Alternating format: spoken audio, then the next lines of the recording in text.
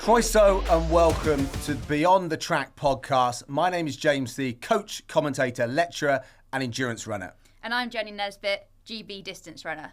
In this podcast, we're going to be going beyond the track, talking to the very best athletes and sports professionals in Wales and beyond. We hope you leave better informed and a little bit more inspired about running and athletics.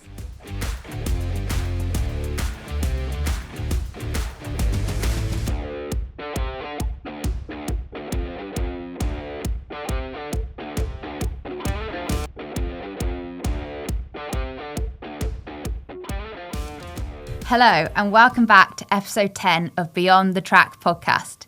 James is still off gallivanting around Europe somewhere, so I am joined today by my favourite co-host, Harrison Welsh. Harrison, how are you? I'm very good. How are you? I'm really good. Really pleased the weather's kind of cooled down a little bit as well. Yeah, does help training, definitely. Not that it's very British of me to say something like that, but there we go. British, or very. But I thought, we'll kick off with kind of a weekend results, a roundup from that, and we're on to a really special episode today. Yeah, but starting in the trails, out in the Lake District, Eden O'Dear has had a really busy weekend. She finished second in the British Athletics uphill only trail race, which is enough to secure a spot on the plane to the World Championships in September, amazing, which is fantastic. And not only did she manage to do that, but she also came back a couple of days later to finish a brilliant 6th place overall and first under 23 female in the British Athletics Senior Classic Trial Race for the World Mountain Running Championship. So watch this space because she's really smashing it at the moment. Great work. And then also on the roads, we had Dowie Griffiths in the St. Clears 10K. He's been on a roll as well. Another course record this weekend. He ran 31:06, finishing almost 5 minutes ahead of the next finisher. I'm excited to see what he's going to do this autumn because I'm sure he's got definitely a half marathon or a marathon on the card somewhere. And hopefully building nicely towards next year for the Commonwealth. Absolutely. Yeah. So then we also had the National League Championship final in Oxford, where Swansea Harriers clinched promotion to the NAL Premiership following an exciting final in Oxford. And certain Michael Jenkins, or Big Mike, clinched the Discus, winning with 56.72, which is actually really close to his PB. He's been in some unbelievable form. Also with Patrick Swan going 17 metres and 7 centimetres. And clearing more than 2 metres on his next competitor. And we're actually going to be speaking to Mike today. Soon, so it's very cool. It'd be great to hear his story, wouldn't it? Yeah, absolutely. And the National Athletics League Premiership final was also held this weekend in Birmingham, and we had a number of Welsh athletes representing, but two really key performances came from Adele Nicol. She won the shot put with a best of 16:24. And Thomas Wally, he was a silver medalist at the UK Championships a couple of weeks ago. He won the pole vault with a best of 5 metres and 2 centimetres. He's really got some good form going, hasn't he? He's doing, really good for him. He's flying, literally, at the moment. And then moving on, we had the Grand Prix at Stoke Mandeville, where Toby Richardson claimed a new 400-metre PB with 53.38. Which slashed almost a second off his previous best, which is amazing. And also, like Stoke Mandeville, it's where Paralympic sport really started. So go and do it in a place like that, especially, it is the mecca in Britain for wheelchair racing. So, fair play to him. That's some really good stuff. And also, Ian Terrell of Newport Harriers celebrated a new PB of 61 seconds over the 400-metre racing alongside Richardson. So that was amazing for him.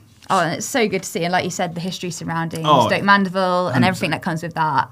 So good. Pinnacle for those guys. It's amazing. And at Newham, we had the Stratford Speed Grand Prix. Even more speed and some fantastic results. Hannah Breyer, who's been dabbling in the 400. I don't really say dabbling. No, she's been competing. Fully committed to the 400. Fully committed to the 400 metres this year. Dropped down to the 100 metres and ran a Welsh record, which is phenomenal. Yeah. She finished in 11 seconds 11:26, which bettered her own national record from beforehand of 11:33. So that 400 metre training is it's really, obviously benefited, really but it paying was off. so nice to see kind of how excited she was about that. Absolutely. And, almost shocked. Yeah. It's great. It's great to see people who work so hard getting what they deserve. And it was that 100 metres she competed in at the Glasgow Commonwealth Games many years ago now. So I know. next year she could, it could be a full circle moment over the same distance potentially. I didn't even think about that. That Which would would be amazing, really wouldn't it? special. Oh, well, all the best. To Hannah for that. And Jeremiah, the man of the moment, really. He went out and he did what he needed to do. He equalled his Welsh 100 metre record. He ran 9:97. But what was so significant about that was it was under the standard for the World Champs in September. And after finishing second at the British Champs a couple of weeks ago, he is on that plane to Tokyo. I know. I tell you what, me and Jeremiah were chatting in Nyack, and he just had this sense of belief that it was going to happen. You could feel it coming off him. He's like, do you know what? I've prepared for World Championships, and the time is going to come, and it did. And it's always good to see that the training is paying off in the right way, and you're getting the right results when it matters. So that is amazing for him. Absolutely, and I think that shows just what sort of championship performer he is. Yeah. After his World Indoor medal this year and the Europeans, he's made to kind of make those moments really count. We're all really excited to see what he can go and do. And then following on within the Stratford Speed Open, Izzy Tustin finished third in her 200 metre heat, going 24.99 and posted a time of 11.97 in the 100 metres, which is, great for her. Pretty, really good. And then you've got Livy Breen clocking a time of 13.07 over the 100 metres and finished fourth in her heat. Hopefully she's tuning up nicely for World Champs. Absolutely. And you got Lewis Stevens, continued his return from injury, which is always a tough really thing hard, to do. Yeah. Which is really great to see him clocking a time of 10:44. And then you've got Alex Azu, obviously Jeremiah's brother, matched it with a time of 10:44 as well. And I was thinking, race, which is always crazy to see, the same time, to the 10th of a second. But it's great, see two Welshmen going over the line at the same head time. to head. Amazing. And there was also another performance from a podcast guest next week, Abby Paulett. She ran a new PB of 23.01 over the 200. So it's great to see her fantastic form this year continue. Continuing the form. Yeah. It's so exciting to see all these Welsh athletes performing so well. Every when I've come on here and been able to talk about this, it's just great. And so we've got one podcast guest next week, but we'll go on to today's podcast guest. We've got Big Mike. I'm so excited to learn a bit about his story and kind of what he's been through and where he is now. I think I'm excited for people to hear it because obviously I hear it every day and we talk to it, and he is such a great character and a great athlete, and I'm really looking forward to everyone else finding that out. Well, shall we get into the episode? Let's get into it.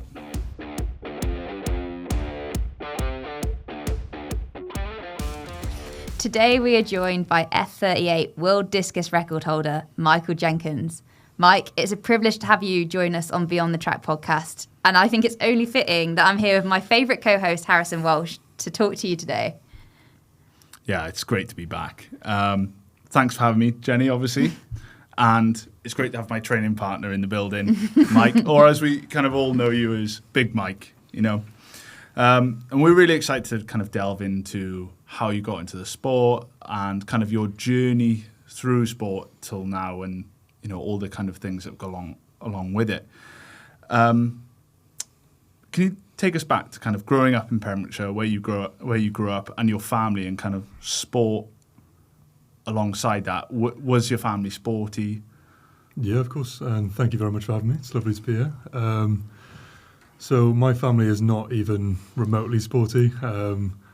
Me and my brothers, we all played rugby when I was younger. I did cricket, I tried football, I've done everything. My brothers were kind of made to. I was only the one who enjoyed it. Yeah, it's quite weird being in the middle of nowhere. In Pembrokeshire, you give everything a go. You're in the middle of nowhere, so you're constantly out on fields kicking balls about or running around. I did athletics when I was 12. I started doing that after I was made to stop doing rugby because of the cerebral palsy, and I was a long distance runner. Would not recommend that at all. That's horrible. I don't know how people can do that and train for that every day. It's miserable. I'm sure our mornings have looked very different today. Mine's a massive breakfast and a lion. It's kind of just my childhood was try absolutely everything and just enjoy it as much as I could.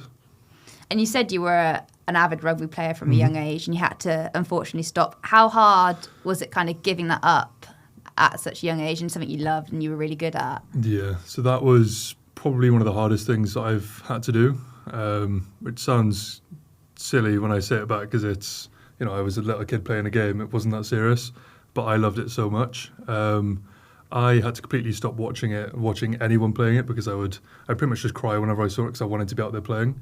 But it was so bad for me. I'd push myself to the point where my legs would basically give out and I'd have to miss school because I couldn't walk for the next day or 2 days after.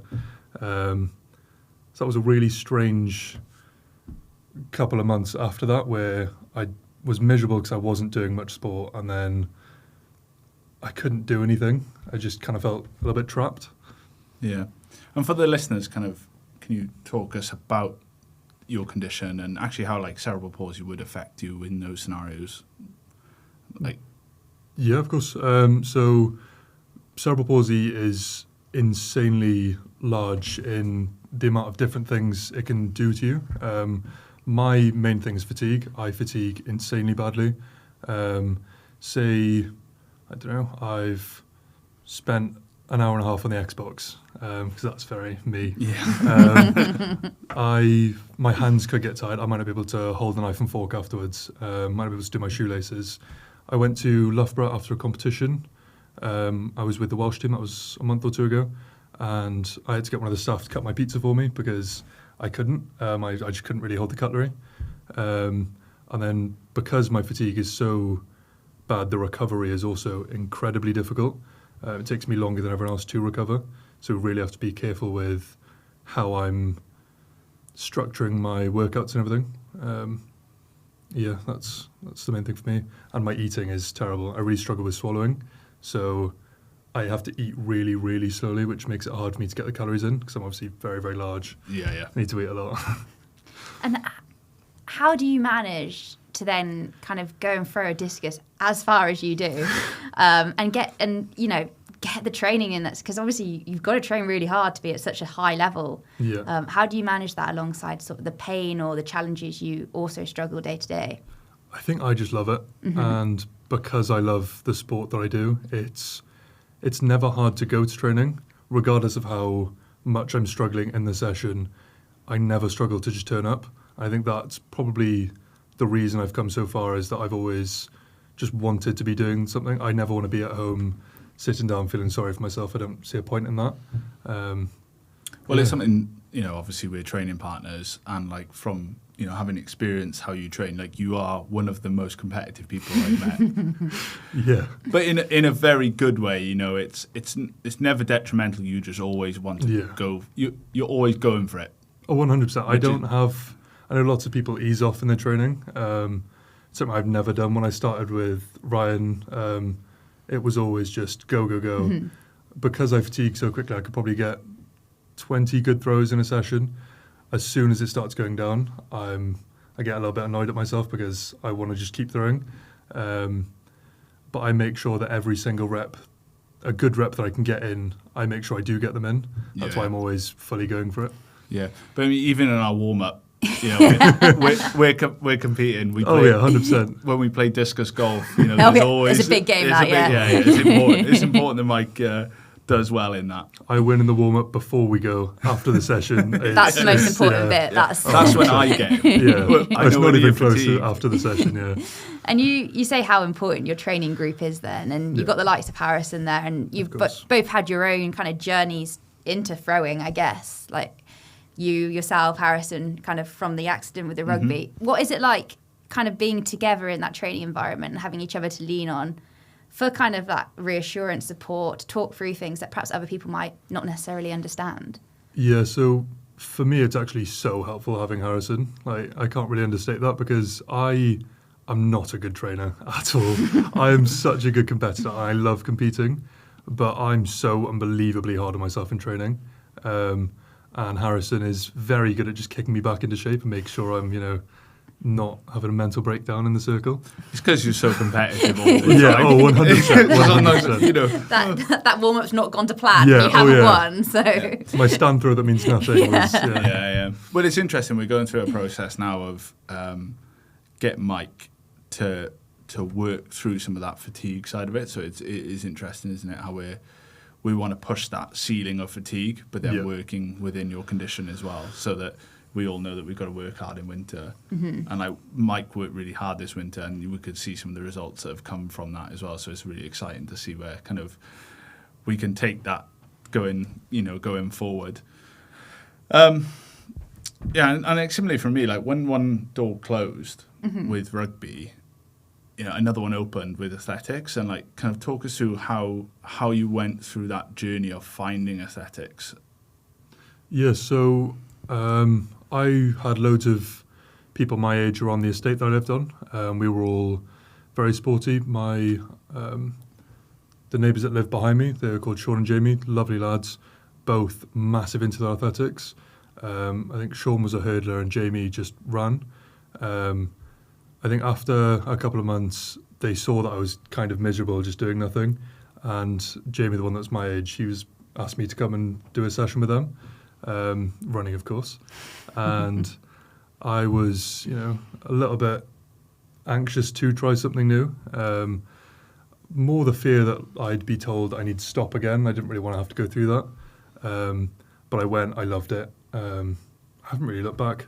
I did about 3 months of running, and then the shot coach saw me and was like, "What are you doing? You're 6'4" at 12 years old. Please come and throw a shot put." And then, I never looked back. Just briefly, how tall are you now? 7 foot. Yeah. I think there's 7 foot and a bit. There's short. Yeah, there's probably a little bit. Probably a little bit more than just 7 foot. For a really long time, I actually rounded down.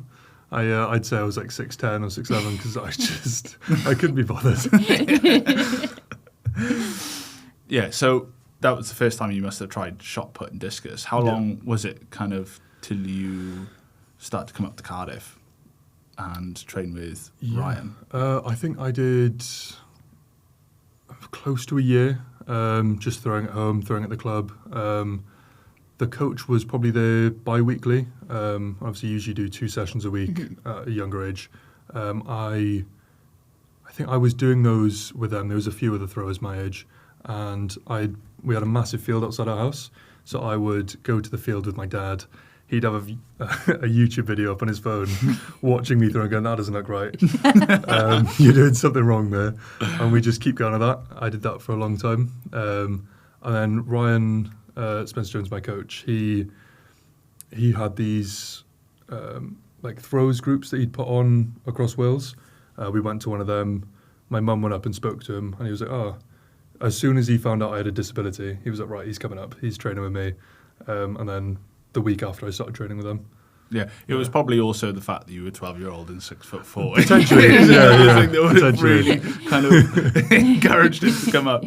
Obviously, having that kind of natural physicality ready for throwing. Growing up, was there anyone that you looked up to within the throwing space? Yeah, so I was mind blown when I started training with Aled. That was insane. I remember my first session with Aled. I basically didn't speak to him because I was too nervous. And then afterwards, we got in the car and Al was parked next to us. And I was saying to Mum how mental it was that we just trained with him. And she basically got out and got me to get a photo with him. This is a photo of me basically bright red because I was, freaking out. So I think Al was always my mentor one. I watched him in 2012, and that was it's the same for me though. That's how I knew about the sport. Watching 2012, watching him be so successful. So I can imagine for you like another level as well. And that photo probably will haunt you. Oh, 100%. You'll get that out in like 20 years' time. There's always those photos when, when you're hopefully going to the Olympics and. That'd be amazing. There's actually a photo of me with Ryan from that first meet. I showed it to Ryan again yesterday. He loves the photo. I'm taller than Ryan already in the photo. And Ryan's a big boy. He's a big boy, yeah. And so you say you're coached by Ryan now, and obviously you've got a fantastic relationship with him. But what is it about his kind of coaching style and the group you're in that you really enjoy and you think's been really beneficial and kind of pushing you on through the sport? So he's always done this thing with me where he asks me what I think went wrong or went right in the throw. So I've always been trying to figure it out myself. And now to this day, he'll ask me what happened in that throw. I'll be able to tell him exactly what I think went wrong. And now we're at the point where I'm right a lot of the time, and then there's a few extra things that he adds in.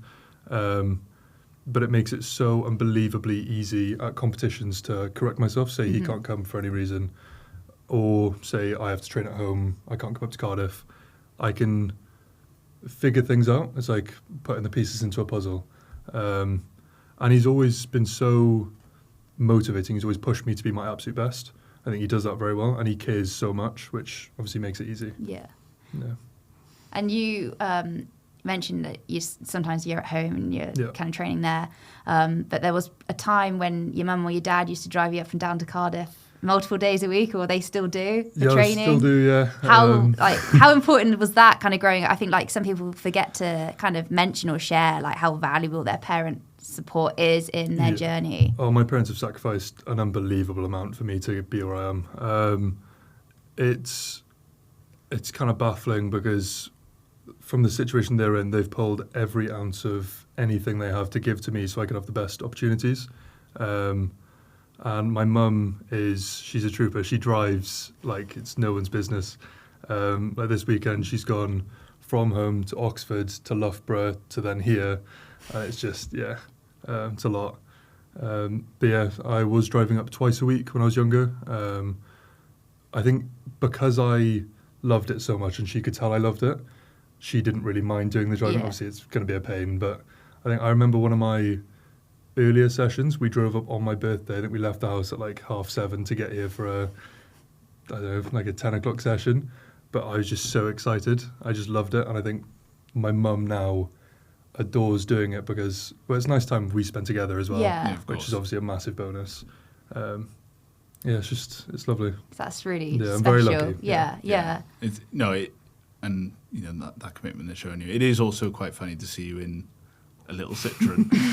Little green CS3. But also you work within your family as well, so that's like an important thing for you. You aren't yet full-time athlete. No. Do you want to talk us through kind of the family business and how that maybe affects sometimes training and maybe sometimes benefits training?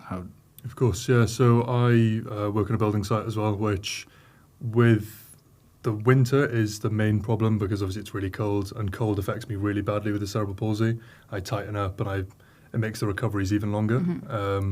So the amount of strength I've built up from working on site is insane, but also it makes training after work really, really difficult.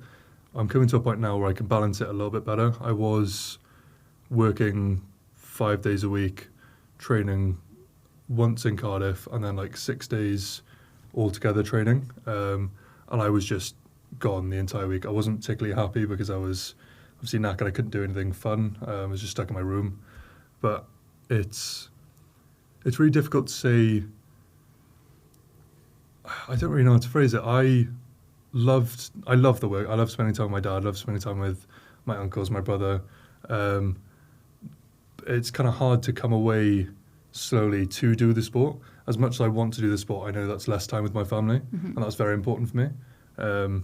It's interesting because I had a similar thing when I worked in the kitchen with my dad, my uncles and stuff, and actually you really value that time, but it becomes a point 100%. Where you need to be a little bit selfish, but you don't want to be at the same time because they've supported you. So, but they want the best for you, and I think 100%. I think my dad will be he'll be jumping around the day that I'm fully funded and going up. He's going to be loving it. Yeah. So you talked about Ryan, and obviously I'm in your training group, and we kind of all coach each other, right? Yeah, 100%. Like it's a really good. That's a really That's such a fun environment. It's very to be in. different Yeah. to maybe some of the endurance world or some of the sprints world, where you don't get the time to invest in the other athletes in your group because obviously we stand outside the circle and watch each other throw. Yeah. Would that ever be something you think about doing long term? Maybe not now because you're in the real midst of your career, but like, would you want to pursue coaching at any point? Absolutely, yeah. I would never coach my brother. I tried that. He was not happy hearing me tell him what to do.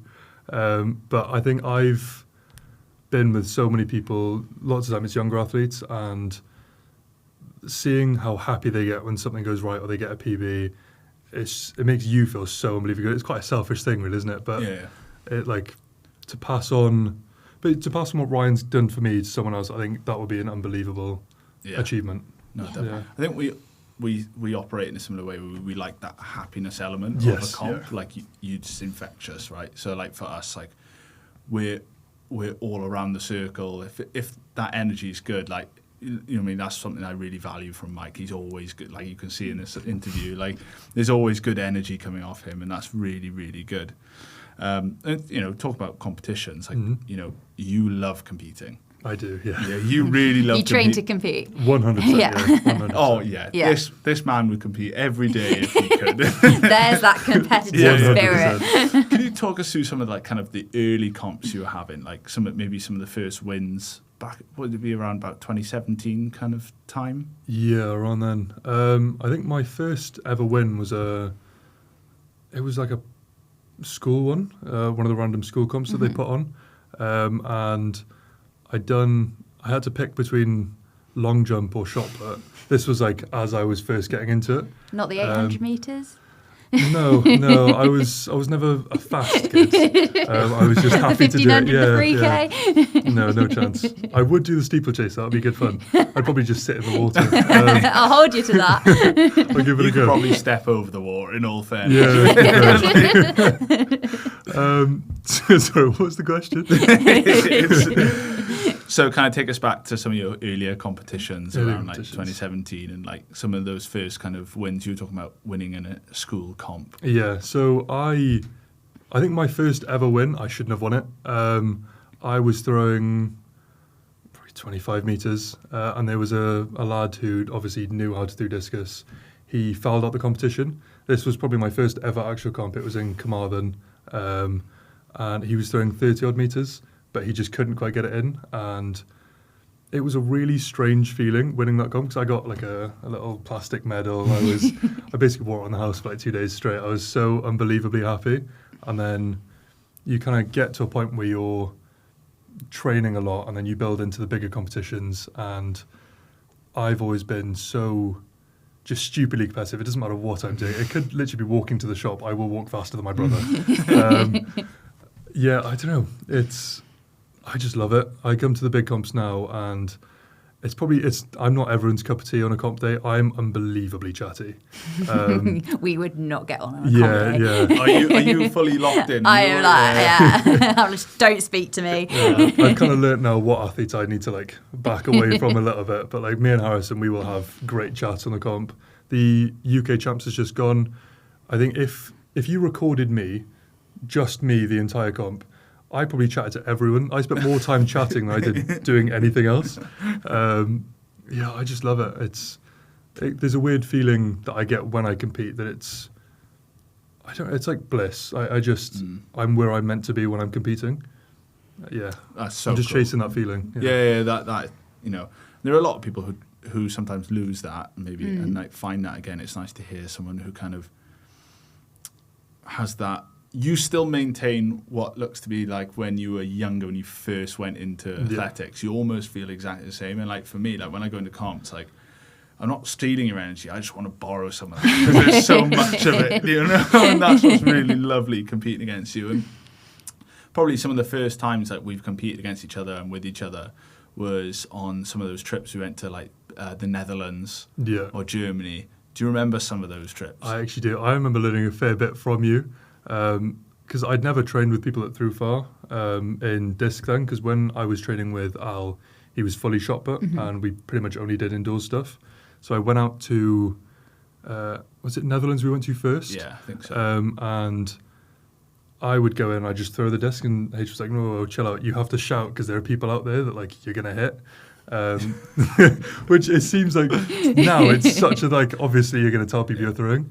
But when you're little, you don't really think about any of that. Yeah. Well, you were never little, but... Yeah. Well, yeah, when you were younger. Yeah, I think it baffled me as well watching you throw when I was younger, because you look so good when you throw. Like I think coming from having such a strange technique, probably because I was too weak to like hold my arms up or whatever it may have been, looking at someone who looked like a discus thrower and threw like a discus thrower was just insane to me. And obviously I'm now training with him, and it's Still insane. It's still kind of insane, yeah. No, it's sick. I really enjoy it. Yeah, I'm pretty sure you beat me that day as well. So it's off browser point, so it's but a little bit different. What did you learn from traveling abroad around that time? Because we were really lucky with DSW, where they would really take you away, and we used to go and compete in Germany a lot. I think I learned that it's not all about the competition. For me, I assumed you'd go out there, you'd do your own thing, you'd compete and then come home. The amount of friends that I made out there, the amount of experience. I think we went to like this war museum on one of the days off that we had. That was insane. I love stuff like that.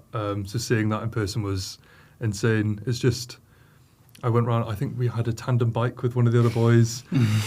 A load of throwers on a tandem bike is something I'd love to see. But it's just making those really good memories with people that you might not have spoken to if you hadn't gone to one of these camps. Because it's very easy to get boggled down with just going, competing, doing all that. But you're gonna regret not doing the fun things. And for me, it's massively getting myself out my comfort zone and doing stuff like that. Yeah, it's good fun. Yeah.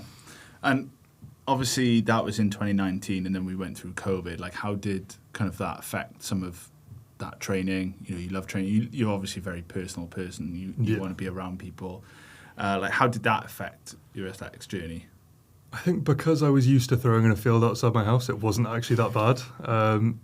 I think my neighbours probably thought I was insane. I got my entire family in on my workouts out in the garden doing like bear crawls and random just jumping about. I was throwing a lot of shot put at that time in the garden, and it got to a point where I was nearly clearing the garden. So we had to fully move to a field, and it was a sad day. Eventually, they brought a thing where elite athletes could train in the major facilities, and I was allowed to come up to Cardiff to train then. So I think it was only probably 6 months of fully training at home, and then I got back in seeing with Ryan. But it was every day on call with him, just giving me technical input or just pushing me to carry on. So I'm probably one of the only people that probably enjoyed COVID in a really strange way. Yeah. I think being rural did definitely help. Like, it helped me. Yeah, I'm not used to like seeing people every day. Yeah. I can't like understand how in the middle of nowhere I live. There's obviously like a few neighbours, but if I want to go to like a Tesco, it's like a 35-minute drive. That's crazy. You can't really walk in it. There wasn't a shop at that time, so the closest shop was that 5 mile radius didn't help you. No, not at all. I think the closest shop was 10 miles away, and that was just like a little shop. So you kind of had to travel for everything. Mm-hmm. So down with us, you were allowed a little bit more leeway with going to places otherwise you literally wouldn't survive. But yeah, it was, I don't know, I played way too many games in COVID as well. That was my big time saver. But COVID was really good training for you, because you came back in 2021 and won almost all of your competitions. What was it perhaps then around kind of COVID and that time that really everything kind of clicked and came together? I think a lot of people, especially people who lived in cities, they just wouldn't have had the places to train. I think because I managed to carry on with my program the entire way through COVID, I didn't really see any of the drop-offs that most people did. So I'm very, very lucky in that aspect. I think that's probably why I thrived in 2021. Yeah. Yeah, we talk about thriving and continuing success. Let's talk about 23. So 23 was our first proper team together. Mm-hmm. We were in Paris Para-Athletics Championship, and you did pretty well. I did all right, yeah. Yeah. Can't Just complain. all right. No, you did very well. Do you want to talk us through that and, your experiences on that team and what it was like to get your GB vest for the first time? Yeah. So I love my GB kit. I still wear it to this day. For any chance I get, I will put the GB kit on. I know I went out to a pub the other day. I tried to put my GB kit on. I was at Harrison's, and he was not happy. He made me put on normal clothes. No. Harrison, how dare you? I know, it's terrible. It was lycra shorts. That's really fitting for a pub environment, I think. 100%. Nice, like light blue. Yeah. It's got to be. You're 7 foot tall, mate. Most people are looking at the wrong aspect Yeah, in very lycra. Yeah, I think I got very close to Harrison during 23. We shared a room. I was very anxious coming into it. Obviously, I'd never done anything like this. So having Harrison he was so chill in the room. He was kind of just pulling me through the camp because the training and everything was fine. But I tend to stress a lot about lots of random things there's no reason to stress about. And he was kind of just there to make me laugh or pull me out of the room so I wasn't just sitting on the laptop. And sometimes letting you be on the laptop. Yeah, that's the other 100%. thing. Yeah. Giving me some time when he could see that I just need to be alone. He'd leave the room, go and do his drawing or whatever it may have been. And obviously that led to a very good performance in the games. I think it was 17-14. Yeah, the camp leading up to it, I was spinning. We were trying the rotational, and I wasn't happy with it at all. There was no consistency.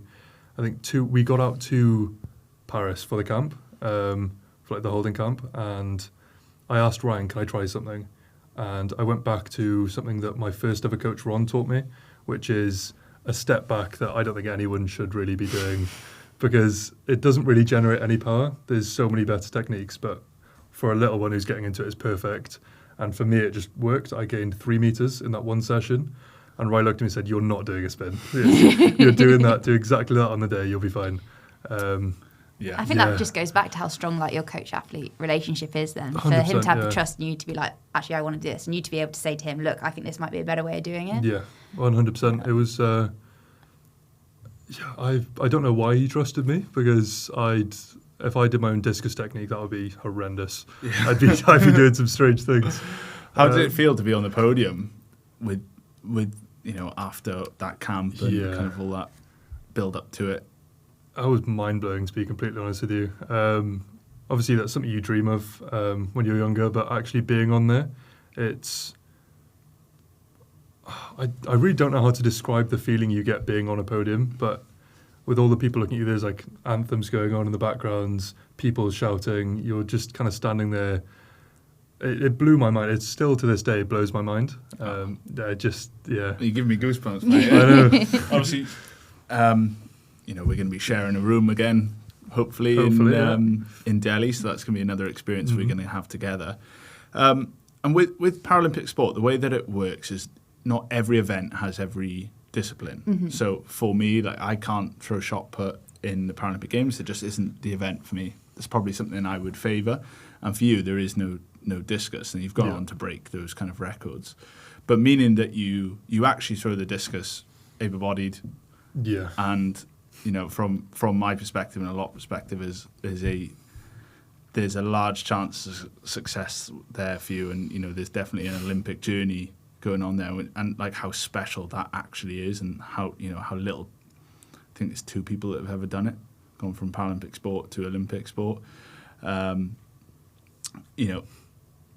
It's very impressive, and for people perhaps who don't understand the differences between able-body and para sport, like when you're competing in the able-body competitions, like you did at the UK Champs a couple of weeks ago, what are the differences? So for me, the discus I throw in the para is a 1.5 kilo. Mm-hmm. Able-body is a 2 kilo. Okay. The weight is the only real difference, but obviously coming from para, I have all of the side effects of having the disability, which makes it so unbelievably difficult to cross over. Mm-hmm. I don't think I give myself anywhere near enough credit for what I'm doing. No, you don't. Every now and then, like H or Rye will say, like, you're going able-bodied, you're doing all this, you've just gone to Harla, done this, competed able-bodied. And it's not like take you're a just step competing back. able-bodied. You're like competing in performing like Yeah. right up there Well, with yeah. the best of the Yeah. best in these competitions. Let's talk about Hala, because that, I again got the privilege to compete with you in that competition. It was the worst weather I'd probably ever competed not in. good, yeah. It was horrendous, It was right? terrible. Proper Pembrokeshire weather. Oh yeah, absolutely. To And the root, and at your roots. And it's obviously you came away with the bronze medal, which is just unbelievable Insane. performance. Yeah. Right, you threw 55 meters in that weather. Right, that was probably your best. I reckon that's probably your best throw of the year, considering the weather. Yeah, I'd have to. Do you know what I agree, mean? yeah, Like yeah. relative to that. But the funniest bit about it was he's going round and you've got all these really serious Germans, you know, Swiss athletes, Norwegian athletes, right? They're all dialed in, folks. He's just this happy, like, lad. We're all under this little tarpaulin Yeah. type thing. And he's like, yeah, I'm a para-athlete. I just do this for fun.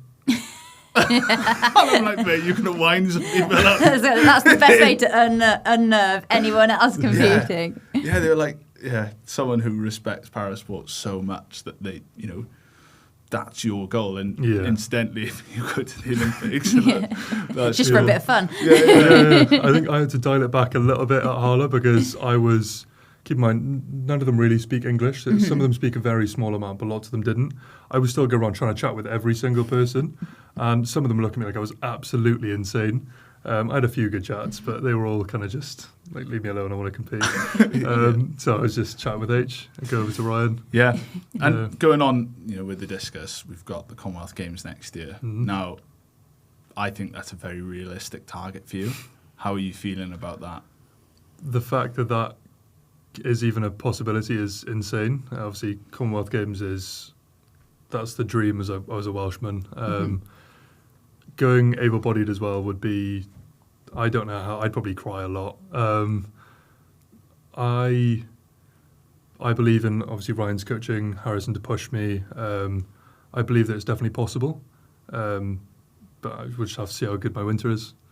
Yeah, I'd love to go. That would be unbelievable. It probably all goes back to one thing that you really made clear in this episode is that you just love it.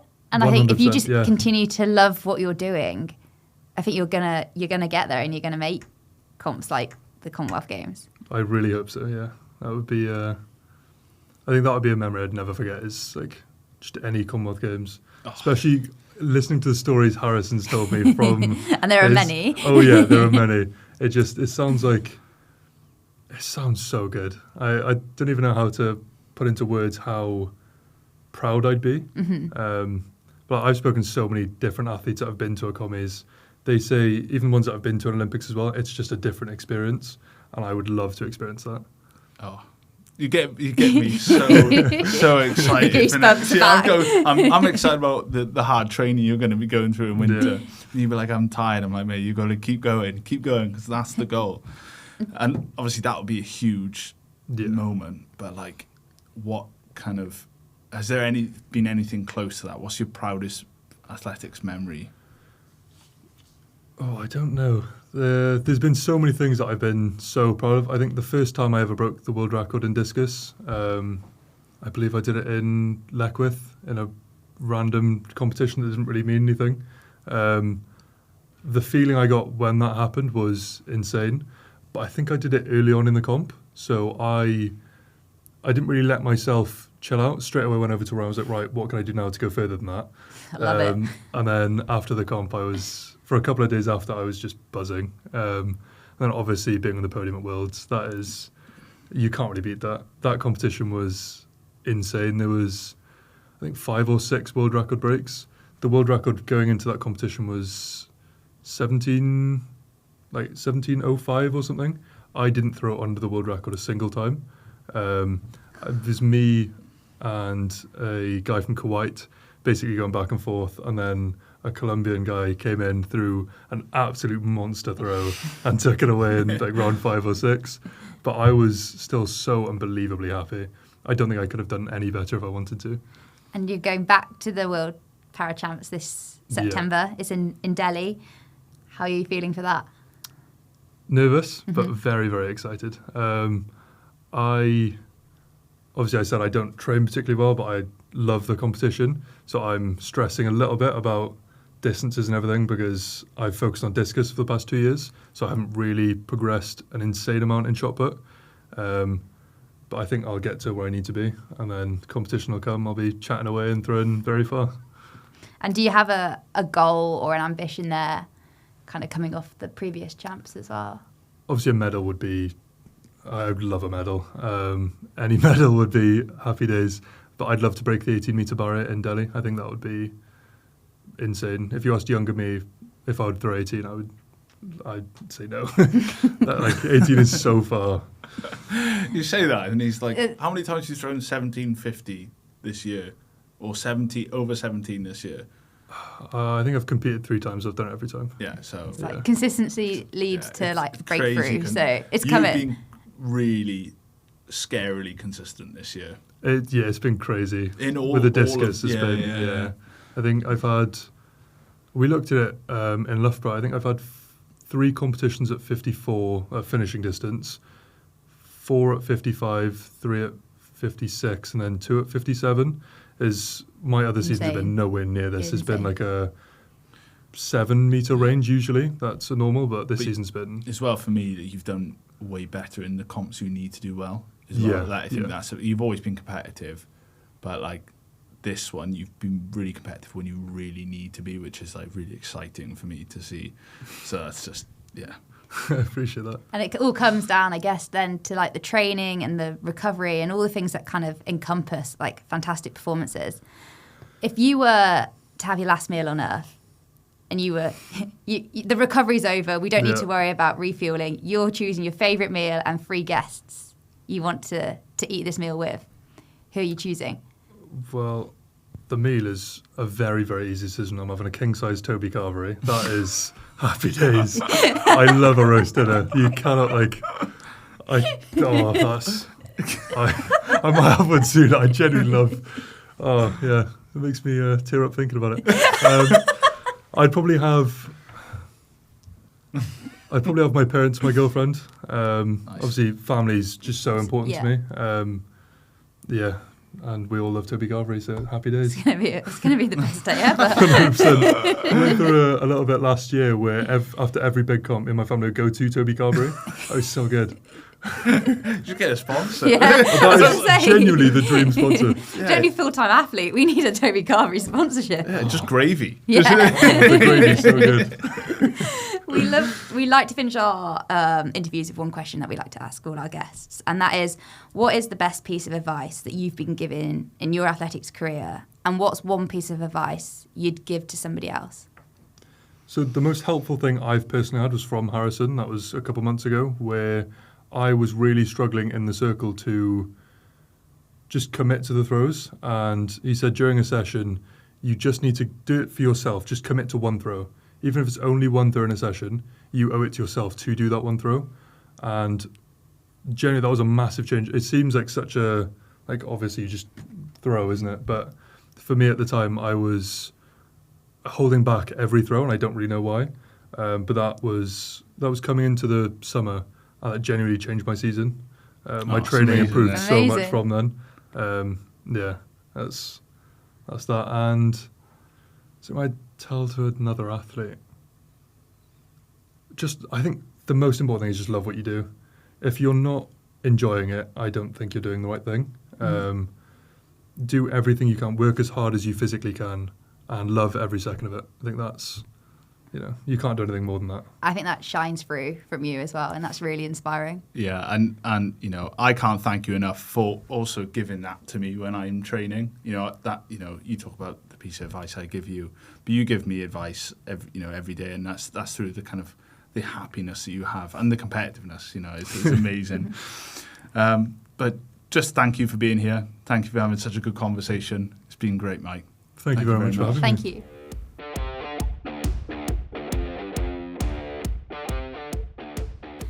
Harrison, what a great episode with Big Mike. Oh, it was great to kind of get some of his personality and his infectiousness across. For me, I just want people to know that. And actually, what he's doing is really pushing the boundaries of sport.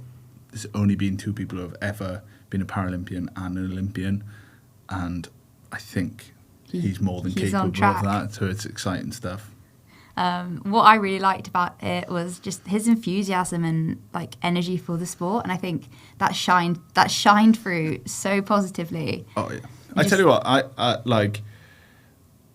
Sometimes you go through, I call it's like your mid-athlete life crisis. There's a point where you're like, oh, do I want to keep doing this? You do want to do it, you can't quit. But and being around someone like him, he just keeps you on track because you're like, yeah, of course I like this. I'm meant to be enjoying all aspects of it, and I think I'm so grateful for him for that. So it was amazing to talk to him. Should we have a look at what's coming up this week? Yeah, let's have a look. We've got not a lot on, to be honest. It's a quiet week for us, but on Wednesday night we've got the Tooting Beck BMC record breaker meeting. I was there last year, and it's a really great event. Cool. Some really like big prize money up for grabs, and I think they are hosting some events to give people like that last chance to either get a standard for worlds or a ranking point. So I think it's going to be a big one.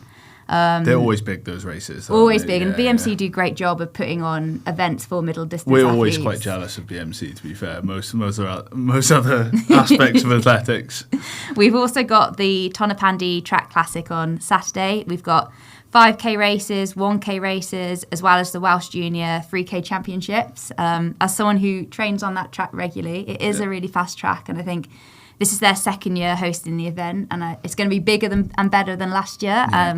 I think there are over 50% more entries this year than last year. So again, another thing that we're all jealous of. You guys, you get some great events, and you run events as well. Do you know what I mean? Like, pardon the pun, but the events are set up to go and perform really well, so they're really good.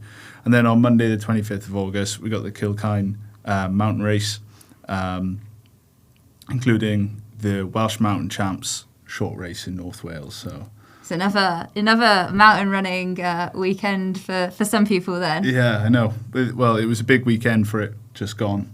So it'd be good to see. But that's all for kind of what's coming up in the next week. Don't forget to like, subscribe, and share the podcast with a friend. We'll be back next week with a special guest. But until then, it's goodbye from us. Thank you very much.